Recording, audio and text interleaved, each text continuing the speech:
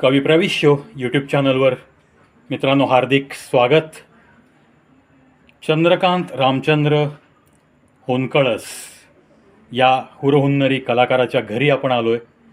मी focus करतो आहे ते त्यांच्या मुख्य दरवाजातून आत शिरताना घराच्या मुख्य दरवाजाच्या डाव्या हाताला गजराजाचं शिल्प हे त्यांनी स्वतः तयार केलेलं आहे.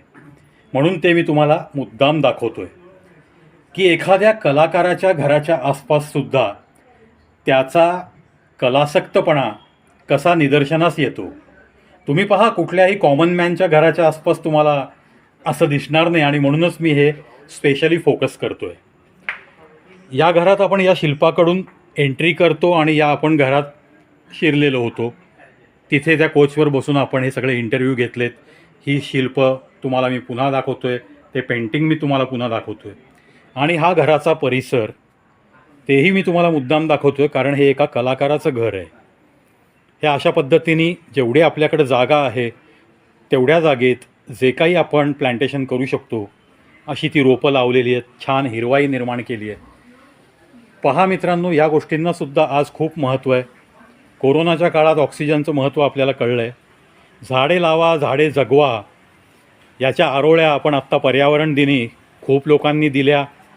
खूप लोकांनी ते ऐकवलं. मी सुद्धा स्वतः जागतिक पर्यावरण दिन म्हणून ऑकेजनल व्हिडिओ म्हणून मी 2 व्हिडिओ टाकले होते. तर अशी ही हिरवाई घराच्या आसपास म्हणजे एक प्रकारची येणाऱ्या प्रत्येक व्यक्तीला प्रसन्नता देण्याचं हा कलासक्त माणूस प्रयत्न करतो आहे. त्यामुळं मी विशेष या गार्डनवरती, या छोट्या बगीच्यावरती हा कॅमेरा मारून तुम्हाला हे दाखवतो आहे, जेणेकरून मला संदेश इतकाच द्यायचा आहे. वृक्षवल्ली याच्यावर आपण प्रेम करायचं आहे. ज्यांच्याकडं बंगल्यामध्ये जागा आहे त्यांनी नक्कीच आज 10 झाडं असतील तर उद्या ती 13, 14, 15 झाडं कशी होतील एवढंच या सीझनला बघायचं आहे आणि पर्यावरणाचा छान समतोल राखायचा आहे.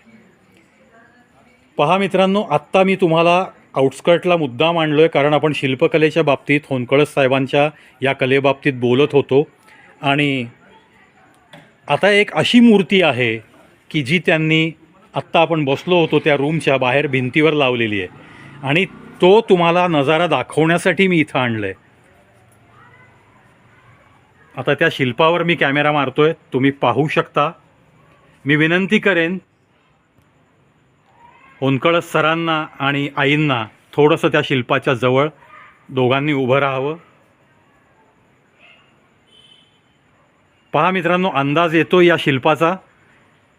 याबद्दल मी तुम्हाला आता होनकळस साहेब काय माहिती देतील ती आपण ऐकायची आहे.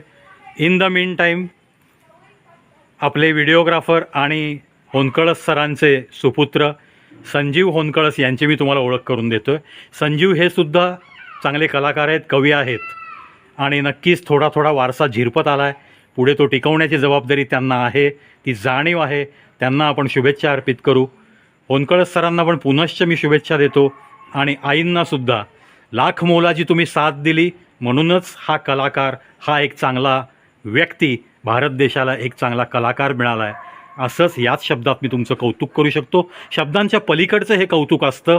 शब्द अपुरे पडतात कारण तुम्ही या घरची माऊली आहात. तुम्हालाही आरोग्य संपन्नतेसाठी लाख लाख शुभेच्छा अर्पण करतो मी.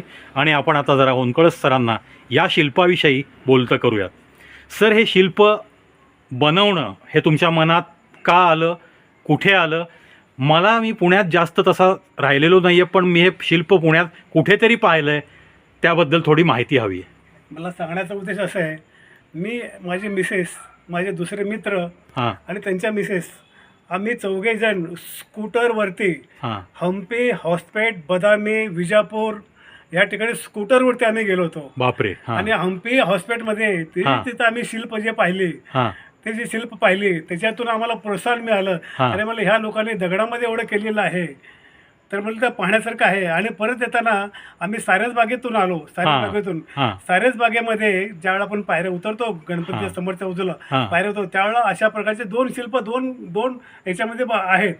वा. तर ते मला वाटलं आपण तिकडे पाहिलं आहे मला आता, मग त्याचे आम्ही फोटो काढून घेतले हां आणि मला वाटलं की आपण पण तिथं त्याने दगडामध्ये ते काम केलंय, आपण पण करण्याचा प्रयत्न करूया. म्हणून मी अगोदर प्लॅस्टरमध्ये केलं, हां नंतर रबर मोल्डला काढला आणि हे आता फायबरमध्ये मी केलेलं आहे. वा. आणि अशाच प्रत्येक 2-4 आमच्या मित्रमंडळींना भेटवस्तू म्हणून पण त्यांनी त्यांच्या घरी हां एक ठेवलेलं आहे. हां मित्रांनो पहा, होनकळ सरांनी माहिती तर सांगितली आहे. मी तुम्हाला पुन्हा एकदा ते शिल्प वरपासून खालपर्यंत दाखवतोय. आणि मी म्हटलं ना कुठेतरी पाहिलंय तर सारसबागेत आपण जिना उतरताना ही सेम 2 शिल्प तुम्हाला पाहायला मिळतील. सगळ्या पुणेकरांना मी आव्हान करीन की पुन्हा जेव्हा सारसबागेत जाल तेव्हा नक्की ही शिल्प आवर्जून पहा आणि तुम्हाला मग हा व्हिडिओ नक्की आठवेल.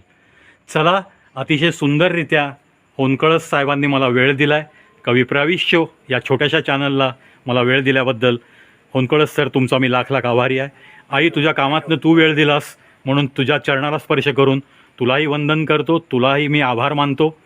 आणि संजीव सर, तुम्ही पण तुमचा बहुमूल्य वेळ देऊन व्हिडिओग्राफरचं काम अतिशय उत्कृष्टरित्या केलं, त्याबद्दल तुमचेही धन्यवाद. Thank you very much all Honkalas family and wish you धन्यवाद. Happy life ahead. धन्यवाद.